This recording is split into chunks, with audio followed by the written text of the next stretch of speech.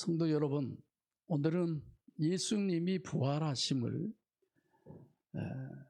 우리가 찬양을 하고, 그리고 예수님이 부활하심에 대한 소망을 가질 수 있도록 하신 주님께 감사를 드리고, 그리고 우리 임 집사님 찬송하기 전에 드리신 멘트지만 정말 그 살아계신 하나님을 내 안에 모신 자로서의 삶을 살아내는 그런 귀한 은혜 가운데 있는 여러분들과 저입니다.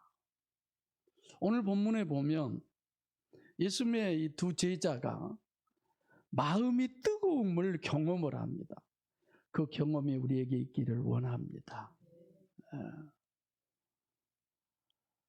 고난주간 새벽 예배를 마치고 기도할 때 하나님께서는 이 말씀을 저에게 주시더라고요. 그래서 막 적었는데, 그때는 엄청 가슴이 뜨거워서 적었는데, 어젯밤에는 그걸 읽어보니까 맹숭맹숭해가지고 뭐 이게 그렇게 뜨거웠지 이런 생각이 들더라고요.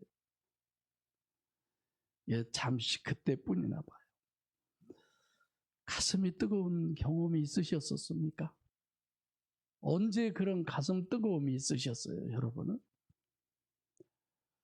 저는 예배당을 치우려고 할 때 땅을 굉장히 많이 보러 다녔습니다. 한 100군데 이상은 보러 다녔을 거예요.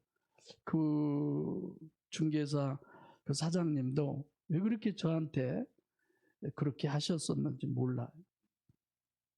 이 땅은 경매를 받았잖아요.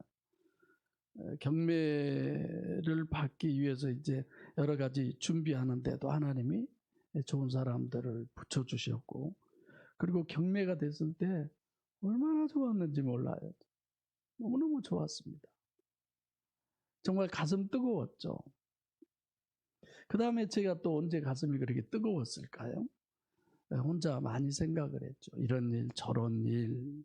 근데 사실상 제가 가장 가슴이 뜨거웠던 건 그 일사각오라는 그런 찬양이라든지, 피를 바치련다라고 하는 그런 책이라든지, 주기철 목사님이 이제 평양에 있는 삼정면 교회를 그만두고 하나님의 역사가 이제는 이 지역은 끝이구나 해서 이쪽으로 내려오면서 대동강아 잘 있거라 뭐 그런 글이 있어요. 그걸 애웠었는데 다 잊었지만, 그런 부분을 보면서 내 평생을 목회자로, 하나님의 종으로, 주의 종으로 헌신 드리려고 하는 그 마음을 가졌을 때 그렇게 제가 뜨거웠어요.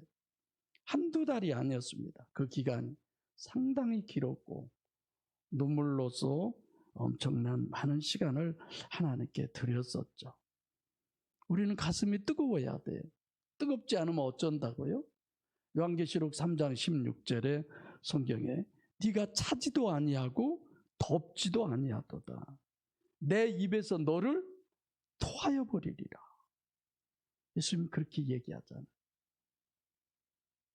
미지근한 것 절대 좋은 거 아니잖아요. 오늘 본문이 어떤 내용입니까? 엠마오로 가는 두 제자의 가슴에서,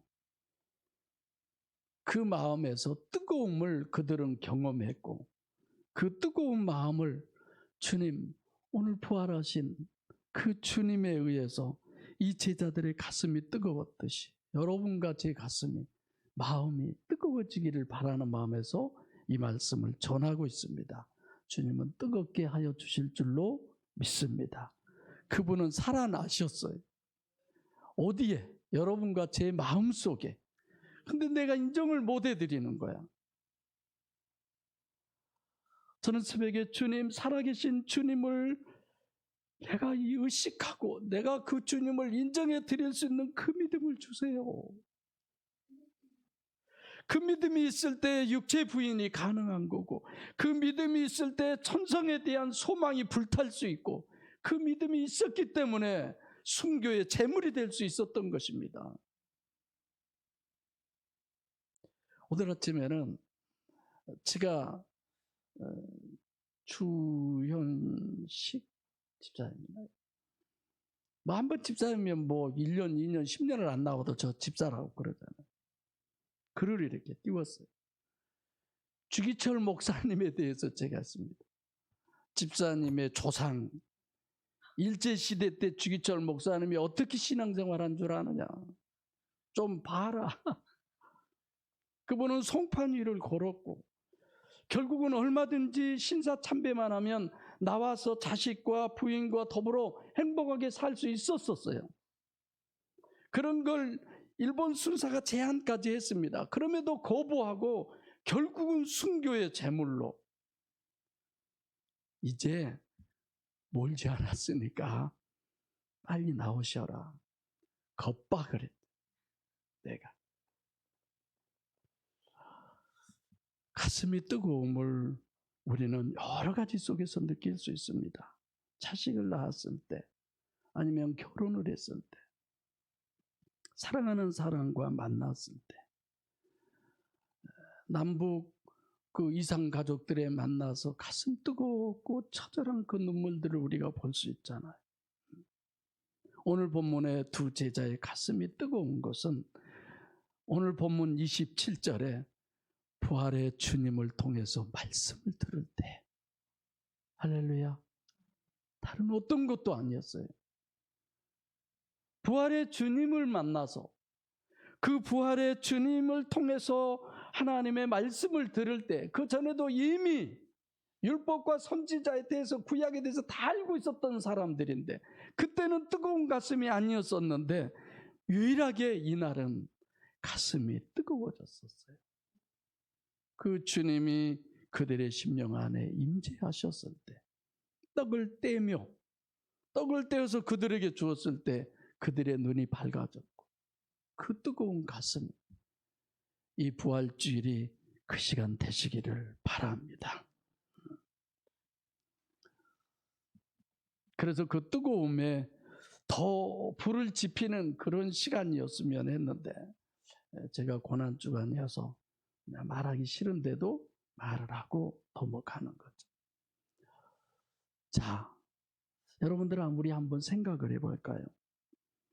우리가 부활이라고 말합니다. 전국에 있는 모든 교회가, 아니 미국의 아신 목사님이 자기 설교로 오늘 좀 전에 보내왔어요. 저에게. 부활주일에 대한 부분.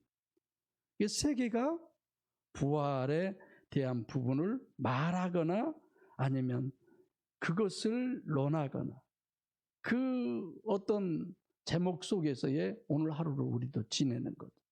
여러분, 부활이 뭡니까? 부활을 상상할 수 있습니까?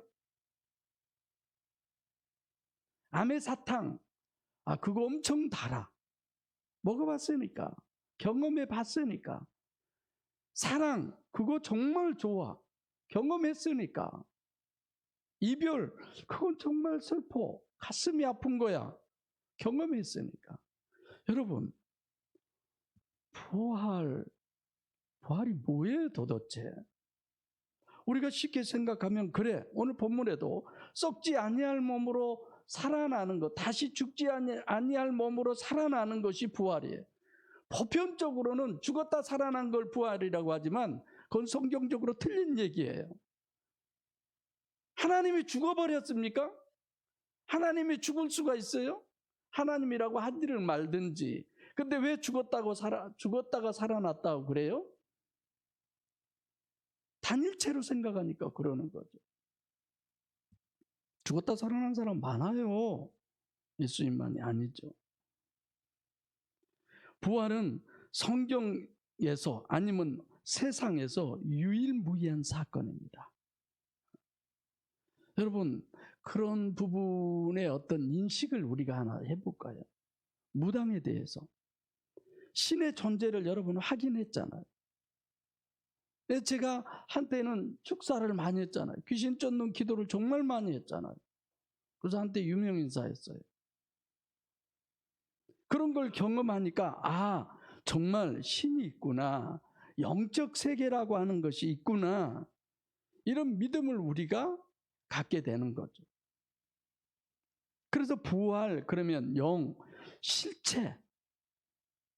부활 그러면 뭐 다른 부분에 여러 가지 얘기들도 많이 있어요. 우리 아버지도 뭐 친척이 분명히 죽었었는데 밤에 그분이 나타나 가지고 대화를 하셨다고 그랬잖아요. 내가 너를 잘 살게 해주마. 그래서 잘 사는 방법을 얘기하려고 하는데 누군가가 이제 아버지가 사신 집으로 들어오니까 그분이 두리번 하더니 산신령처럼 싹 사라져 버렸어요. 그리고 아직까지도 잘 사는 방법을 안 가르쳐 주셔서 저도 이렇게 사는 거죠. 그분이 밥 먹는 것도 다 받고 그분이 얘기하기를 야 니네 그 마루에 가면은 막걸리 있지 않냐. 아버지는 사실 모르셨었대요. 막걸리 한 잔 주라고 그래서 가서 보니까 정말 막걸리가 있어서 밀주죠. 그걸 해서 드리니까 바가지째 마시더래요.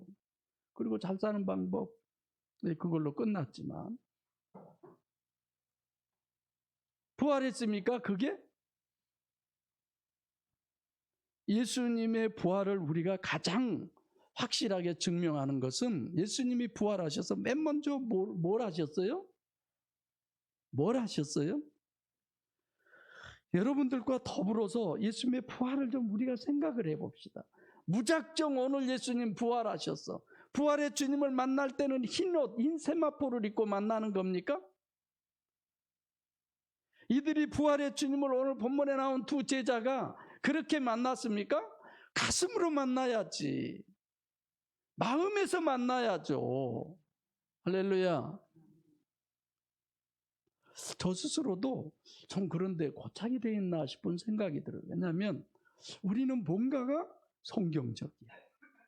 자꾸 이런 게 제게 있어요. 그래서 성경적이라고 하는 이 부분을 가지고 자꾸 구분을 해요. 제가 분리를 해요.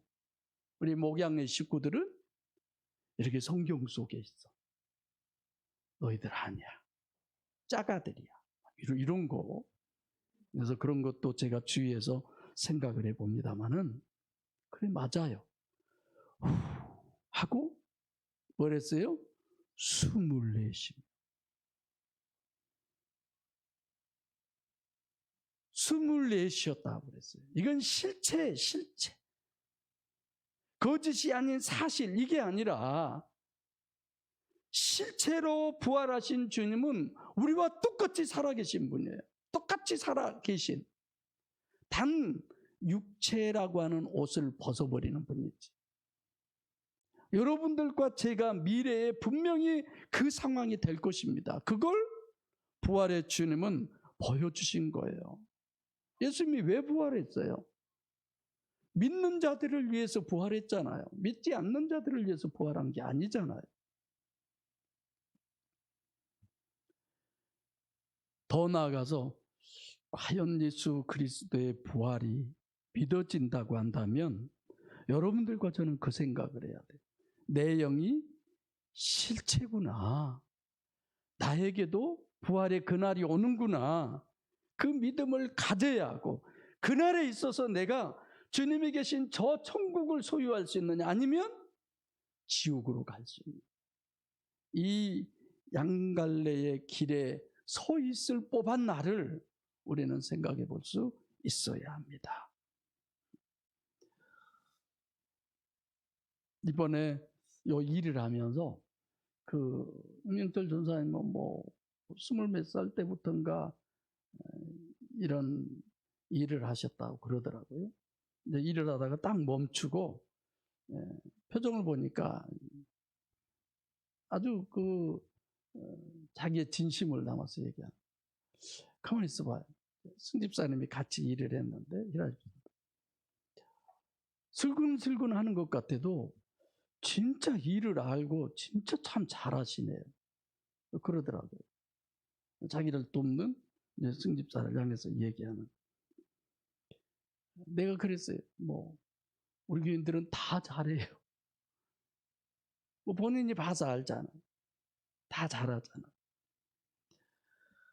내가 왜 이런 얘기를 하느냐? 그것까지도 부활의 그날을 우리는 기억하면서 살아야 합니다.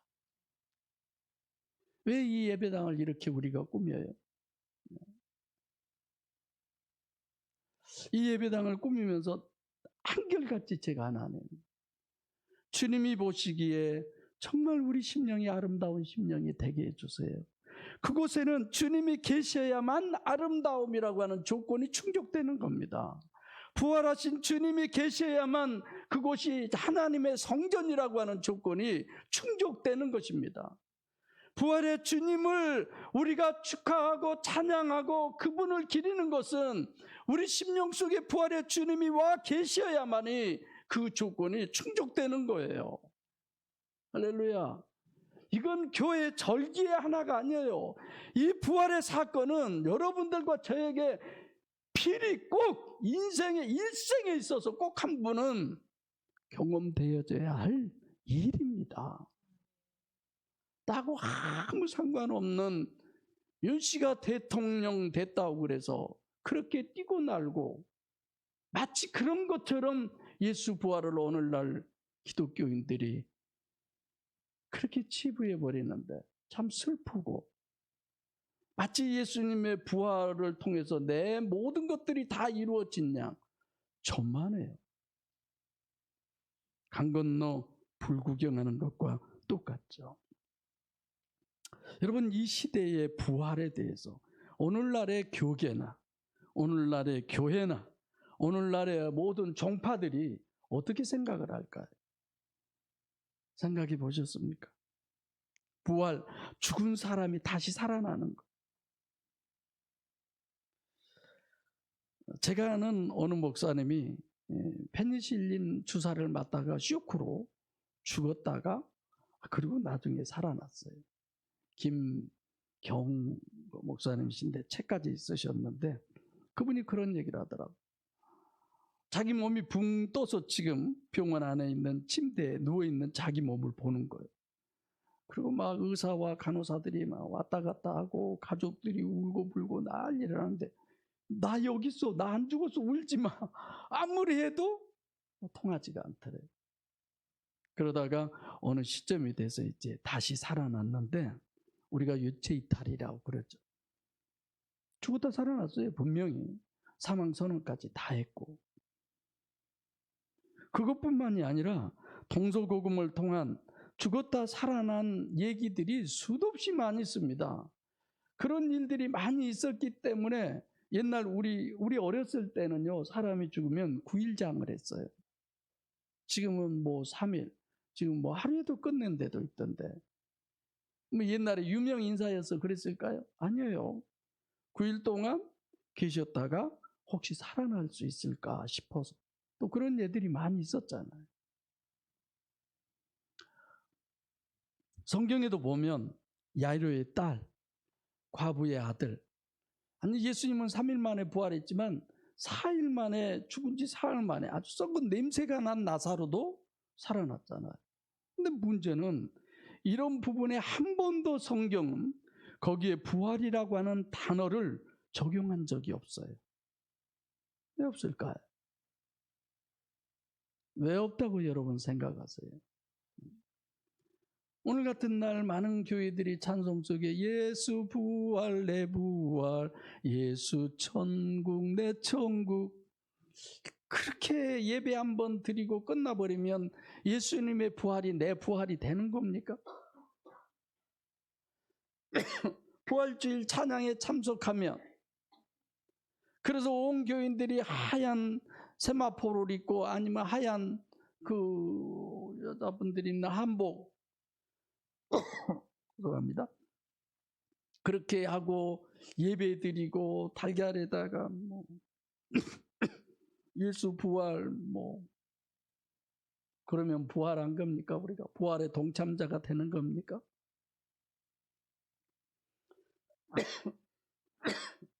죄송합니다. 아직도 감기 기운이 제가 안 사라져.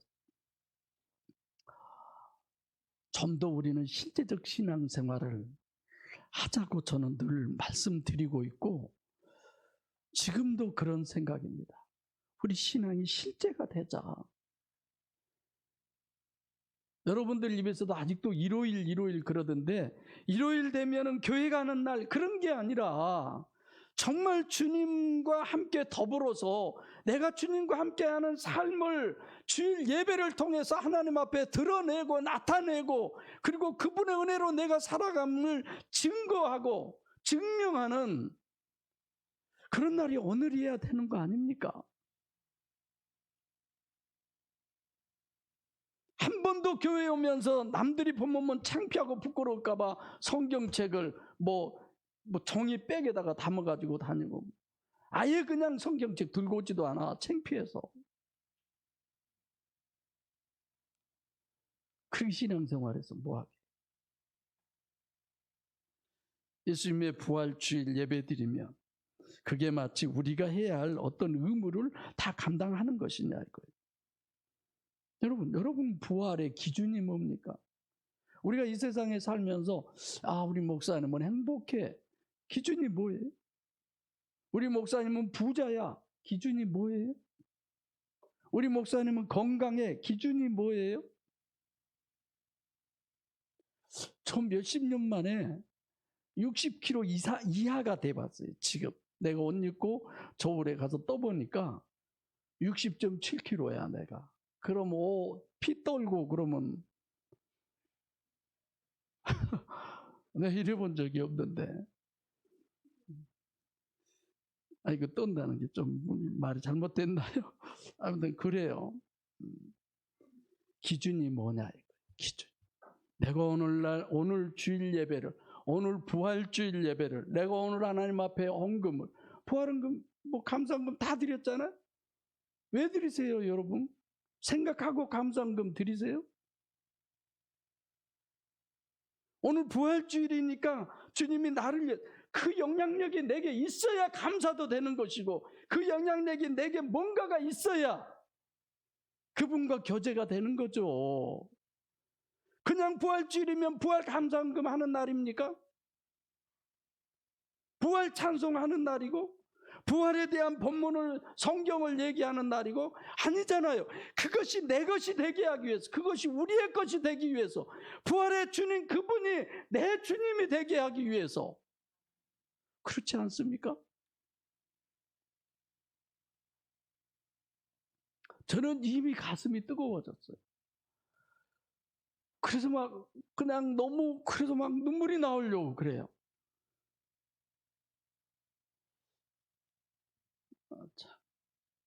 그래서 많이 내가 절제하고 있어요.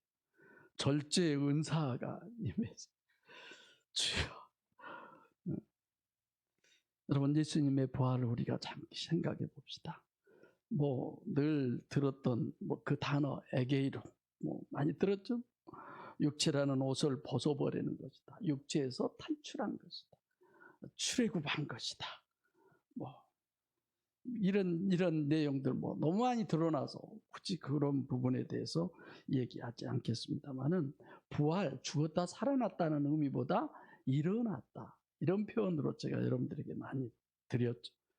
대충 해올 때는 다시 썩지 아니할 몸으로, 죽지 아니할 몸으로 살아난 것을 부활이라고. 살아났다는 말은 좀 오해가 있어요. 죽은 적이 없는데 무슨 살아나요?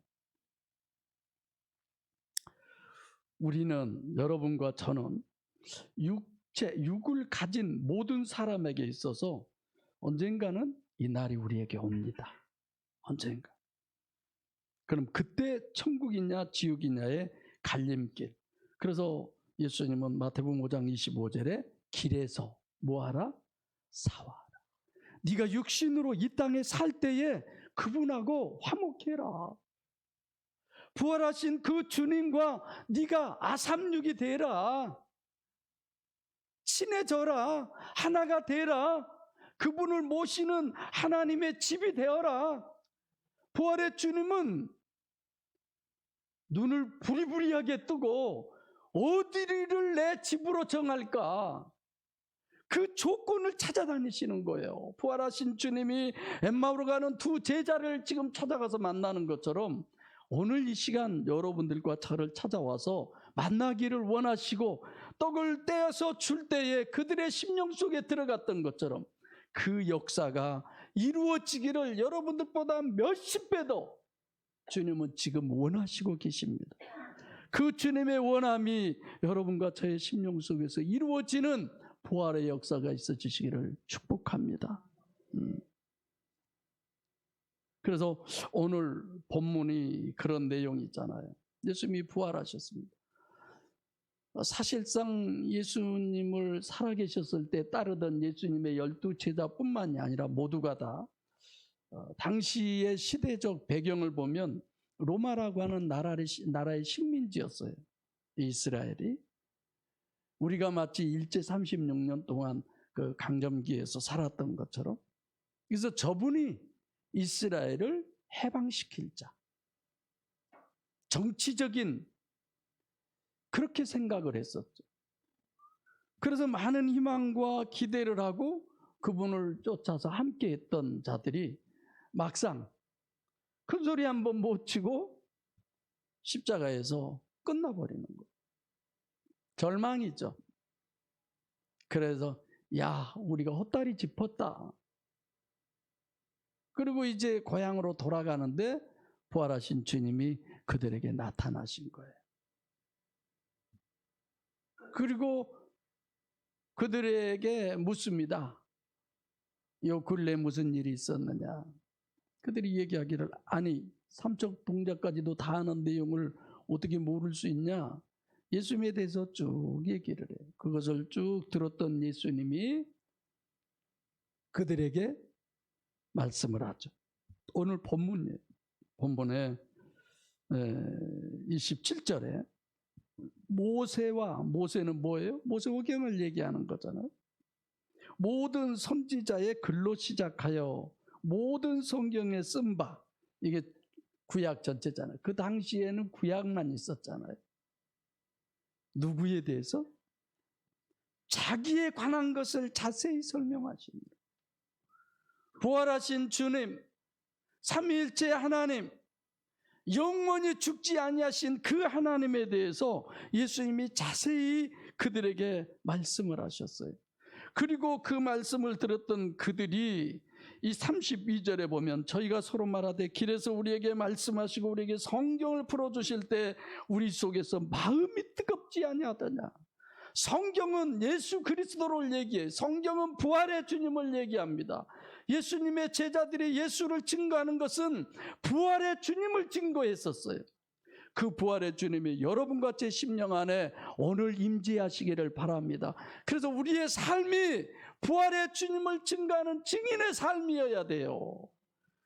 세상의 종교적, 윤리적, 도덕적으로 의롭고 정직하고 바른 삶을 사는 그것이 기독교인이 아니라, 그걸 증명하는 것이 아니라, 그런 삶을 살아내는 것이 아니라 부활의 주님이 우리 안에 계셔서 그분으로 말미암아 녹아진 그 삶이 우리 속에서 솟구쳐 나와야 되는 거예요.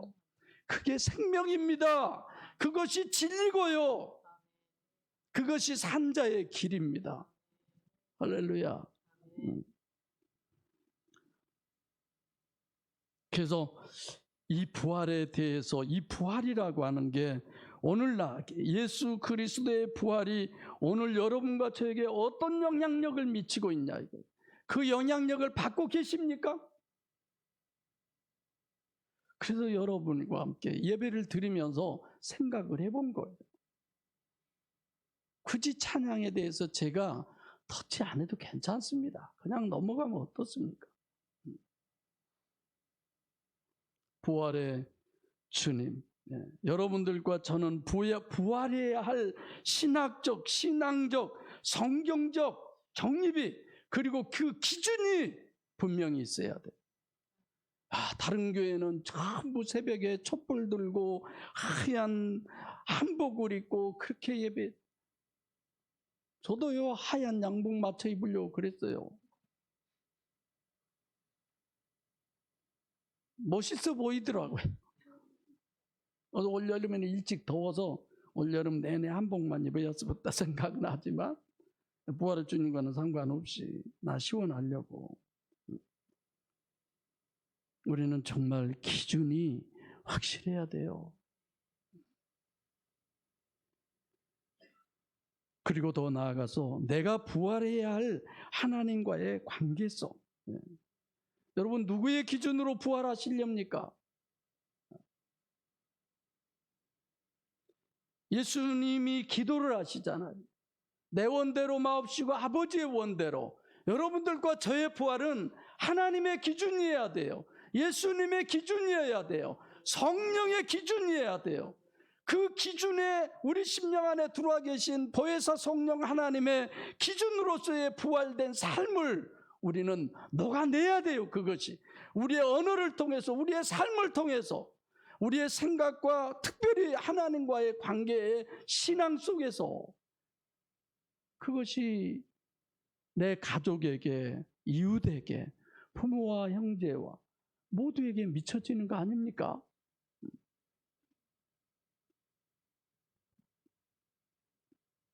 정말 예수님과 같이 내 원이 아니라 하나님의 원이 우리의 기준이 돼야 돼요. 우리는 우리의 기준으로 늘 생각을 하잖아요. 우리의 기준으로 늘 모든 것들을 하려고 그러잖아요. 아니에요. 내가 하나님께 나 자신을 온전히 드린다고 할 때 내가 얼마나 나 자신을 십자가 앞에 내려놓기 위해서 마음을 먹었는지. 그래서 내가 그전에도 말씀을 드렸지만 그 지역이 어느 지역인지 모르지만 내가 차를 타고 가다가 큰 밤중에 어머니가 암에 걸리셔서 이제 병원에 계시는데 전화를 드렸어요. 그때 전화를 드리면서 내가 얼마나 크게 울면서 엄마 미안해. 엄마 미안해. 내가 왜 그랬어요? 제가 신학을 가기 전에 그런 얘기를 했어요. 엄마에게 아들 넷과 딸 하나가 있는데 아들 하나 나 없다고 생각해. 나는 이제 엄마 아들이 아니야. 나는 이제 하나님의 것이야. 그래서 내가 부모에게 용돈을 드려봤습니까? 뭐 봉급을 타서 부모의 속옷을 내가 해드려봤어. 아무것도 해드린 적이 없어. 어쩌다 가면은 친척들이나 형님들 아니면 남의 일에서 10,000원짜리 꼬깃꼬깃 한 거 따로따로 그것도 그걸 이 주머니 속에서 꺼내가지고 그걸 이렇게 주면서 여비해라. 뭐 책 사봐라. 항상 하는 얘기가 책 사봐라. 책 사봐라.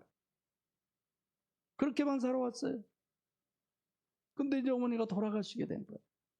얼마나 죄송한지. 그 강가에서 전화되고 계속 울었어요. 다른 말이 없었어. 엄마 미안해. 엄마 죄송. 여러분 부모님 계실 때, 살아계실 때 잘해요. 김양숙 권사님 잘하세요. 이러쿵저러쿵 이유 없어요. 별 이유를 얘기해도 저 사실 받아들여지지 않아요.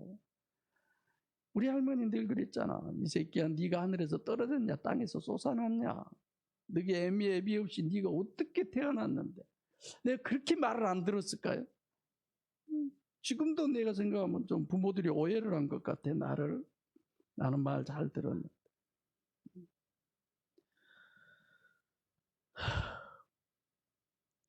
어렸을 때는 부모의 원대로 사는 것이 착하고 좋은 건 나오는 시점에는 아버지의 원이 저의 모든 원이 됐습니다.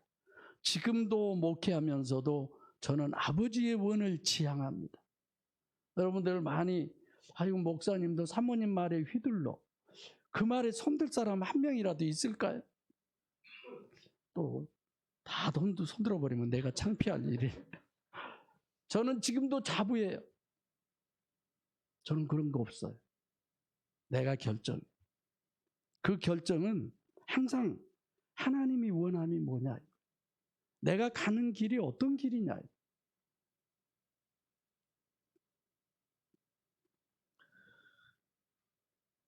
나의 원이 있습니다. 그걸 우리는 지난 한 주간 동안 자기 부인 이걸 엄청 많이 외쳤고 신앙 생활을 하는 그들 한 사람 한 사람의 자기 부인을 우리가 드러놓고 새벽에 그들을 얘기했었습니다. 사람인데 사람에게 존경받는 거 아니 개새끼가 내가 어디 갔다 오면 꼬리치고 좋아하면 얼마나 기분 좋아요. 근데 사람이 그러는 게 싫어할 사람 누가 있습니까? 내가 선악과라고 그러지만 물질, 명예, 권세, 또 뭐예요?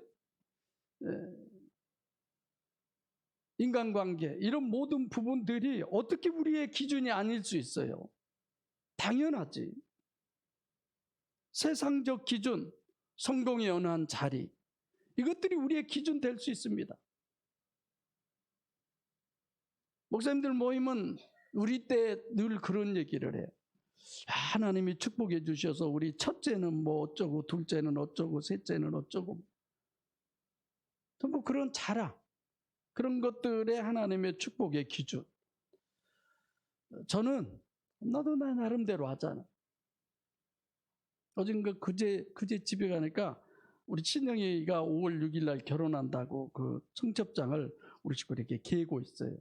그래서 야, 어렸을 때 우유만 먹고 그냥 변비 걸려서 그 똥이 안 나오니까 팔딱팔딱 뛰면서 울던 그 모습이 눈에 선한데 그놈이 이제 결혼한다는 거예요. 그러면서 하나님 감사합니다, 이런 생각을 했지만 나는 어떤 자랑보다도 나는 하나님의 말씀을 하나님의 말씀대로 전하는 사람이야. 그것이 내 가슴을 그렇게 뜨겁게 어디 가서든지 자신만만하게 나를 세워줘요. 누가 뭐라고 해도 저는 그런 부분에 있어서 뒤지지 않아요. 그리고 내가 물론 너무 넘쳤단 말은 들었습니다만 잘못됐다는 얘기는 아직까지 들어본 적이 없어요. 성도 여러분, 여러분들과 저는 하나님과의 관계성의 부활이어야지 물질의 부요함의 부활이라든가 사람으로서의 사람다운 사람의 그런 어떤 인정함을 받는 것의 부활이라든가 이런 건 아무 소용이 없는 거예요. 우리는 그런 어떤 부활이 우리에게 있는 건 원하지 않습니다. 생각해 보세요. 여러분들의 신앙의 현 주소가 이대로 괜찮습니까? 지금 여러분들 신앙생활하는 이 신앙생활 이대로 괜찮습니까? 아니에요. 내 안에 죽어야 할 것들이 너무 많이 있는데, 내 안에서 새롭게 살아나야 할 것이 너무 많이 있는데, 이것이 거꾸로 돼 있는 시기와 질투와 원망과 이런 모든 것들이 죽어야 되고, 정말 예수 그리스도로 말미암아 성령의 9가지의 열매가 살아나 넘쳐야 되는데 너무 희미하는 거야, 그런 것들을. 사랑하는 성도 여러분, 오늘 부활주의를 통해서 세상의 염려와 내 여건과 상황과 환경에 의한 육체의 그 무덤 속에서 썩은 냄새 나는 깊이 거기에 묻혀져 버린 하나님이 듣고자 하는, 하나님이 원하고자 하는, 하나님이 시키는 그 기도가 부활하는 역사가 있으시기를 바랍니다. 할렐루야. 우리의 속에서 하나님과의 대화가 터져야 돼요. 열려야 돼요. 하나님과 소통이 돼야 돼요. 우리는 소통이 안 된 것 때문에 얼마나 많이 힘들어합니까? 근데 다른 부분은 몰라도 하나님하고 소통이 돼야지. 다른 데는 다 맡겼어도 하나님하고는 열려 있어야 되잖아요. 그 기도가 부활하는 이 부활주일이 되시기를 바랍니다. 영적 새 생명의 구원을 위한 부르짖음이 우리에게는 절대로 필요합니다. 여러분의 기도가 필요하고 예수님이 십자가를 지실 때에 그 제자들의 기도가 필요했던 것처럼 시지부지한 것들은 그냥 놔두고 가잖아요. 3명 그들의 기도가 필요해서 그들을 데리고 가서 당신의 기도를 도와달라고 기도를 요청하자. 지금도 주님은 여러분의 자식을, 여러분의 남편을, 여러분의 그 누군가의 영혼을 구원하기 위해서 여러분의 기도를 요구하고 계세요. 여러분의 기도를 필요로 하고 계신단 말입니다. 그런데 육체의 그 깊은 무덤 속에서 헤어나지를 못하고 있으니 그런 현주소를 가지고 어떻게 우리가 하나님 앞에 설 수가 있어요? 그건 너무 웃긴 신앙이지 그게 어떻게 신앙이 될 수가 있습니까? 우리가 5.18 그런 모임에 가면 막 그런 거 있잖아요. 투쟁 PPP 막 그런 걸 이렇게 제가 참석해서 이렇게 들어보면 주님을 위해서 우리가 얼마나 뭐 이런 거. 목사님들이 데모할 때가 있었어요. 그래서 저도 거기에 참석했는데 목사님들 점잖하게 하더라. PPP 목사 젊은이들은 막 그냥 이 팔에 힘이 있어가지고 막 이렇게 주님을 위한 부분은 우리가 얼마나 있을까? 사랑하는 성도 여러분, 찬양이 살아야 되지 않습니까? 네. 한 주간 내내 찬양 한 번도 없다가 주일날 예배 들어와서 예배 기껏해야 찬양 한 5곡 하고 그런 찬양 말고 그냥 흥얼흥얼 해도 뭔 소리인 줄 몰라도 그저 주님을 향한 그 마음의 찬양. 이쁜 사람 보면 괜히 이쪽 웃어지잖아요. 안 그럽니까 여러분?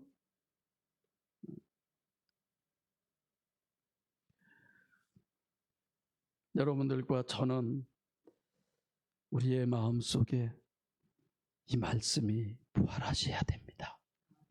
오늘 본문의 2 제자가 예수님과 함께 갈 때 그들이 구약 성경을 몰랐습니까? 다 알았잖아요.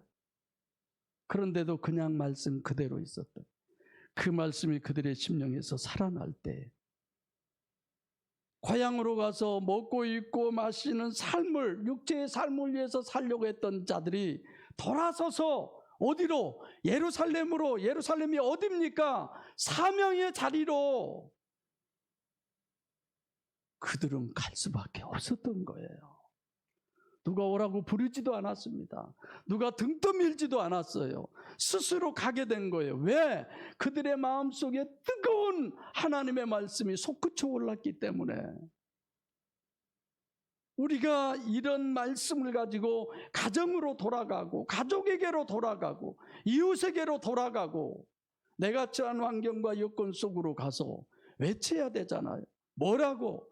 이들은 죽었다고 했던 그 예수가 부활하셨음을 증거하였듯이 그분이 바로 내 안에 계신 예수님을 삶으로 녹아내는, 그래서 그들이 보고 듣고 느낄 수 있는 그 현장의 사명감으로, 사명의 장으로 우리가 가야 되잖아요.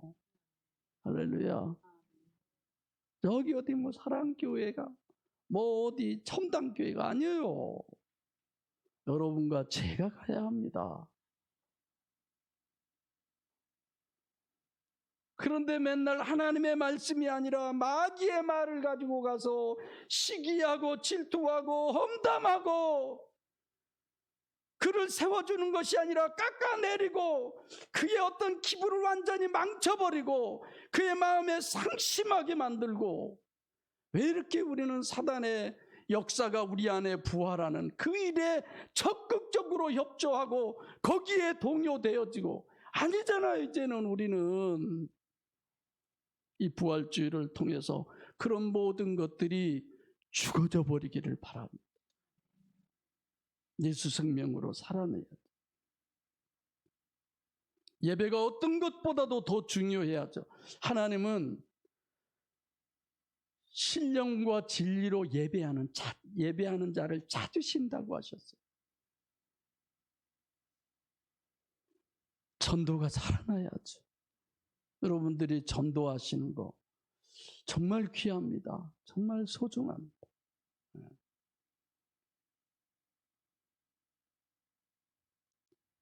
신집사님이 들어오는 모습 보면서 야, 박난수 성도님도 오시면 좋겠다. 내가 못하긴 못하나 보다. 이런 생각 저런 생각도 하지.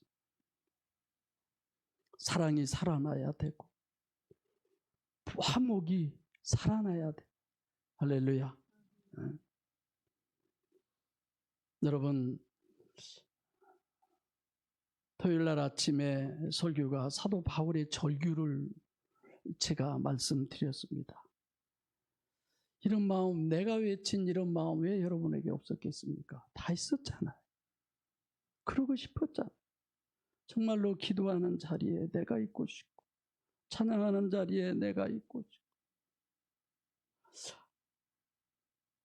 하나님의 그 말씀을 듣는 그 자리에 내가 있어서 마리아처럼 주님의 옆에 있어서 그냥 그 입에서 떨어지는 그 한 말씀이라도 더 내가 삼키고 싶고, 내가 하나님의 사랑에, 하나님의 말씀에, 하나님 앞에 예배하는 예배자로서의 그 자리에 있고 싶은데 그게 그렇게 쉽더냐 이겁니다. 돈 벌어야 되잖아요. 건강해야 되잖아요. 인간관계 필요하잖아요. 그게 마음 먹은 대로 안 되더라는 것입니다. 그래서 사도 바울은 그렇게 대단한 대사도임에도 불구하고 이 사망의 몸에서 누가 나를 건져내랴, 오라 나는 공고한 사람이로다 라고 하는 그 외침, 그 깊은 수렁을 체험하시기를 바랍니다. 정말 하셔야 돼요.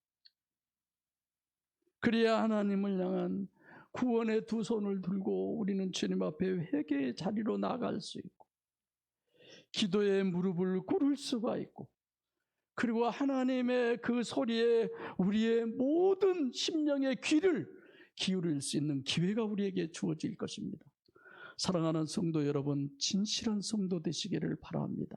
신령한 성도 되시기를 바랍니다. 살아있는 성도 되시기를 바랍니다. 주님이 너를 위해서 십자가에 못 박혀 죽으심의 보람을 느낀다라고 하는 그 성도가 되시기를 바랍니다. 스가랴서 4장 6절 하반절에 만군의 여호와께서 말씀하시되 이는 힘으로도 되지 아니하며 능으로도 되지 아니하고 오직 나의 신으로 되느니라. 내가 가는 것이 너희에게 유익이다. 내가 가면 너희에게 성령을 보내리니 그 보혜사 성령 하나님의 보냄을 통하여 여러분의 심령 안에 오늘 부활의 주님으로 역사되어지시기를 바랍니다. 사도행전 1장 8절에 오직 성령이 너희에게 임하시면 나머지 모든 것은 다 가능하다는 거예요. 성령이 시간 부활주일 예배를 드리는 우리 안에 임재하시는 임마누엘의 축복이, 우리 심령에 부활하신 그 주님이 우리의 가슴을 뜨겁게 한 부활의 시작이 되시기를 주의 이름으로 간절히 소원합니다. 기도하시고